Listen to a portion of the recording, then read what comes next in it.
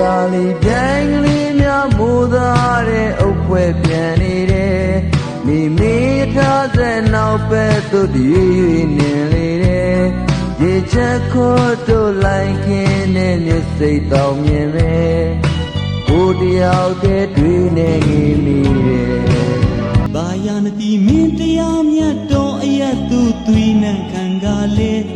ကိုင်ဆွဲလက်နဲ့လေးများစမြေလက်မြန်စွာရဲ့ချီလှမ်းလှမ်းစလျူဝဲ၍ချင်းကလေးပြီးကွယ်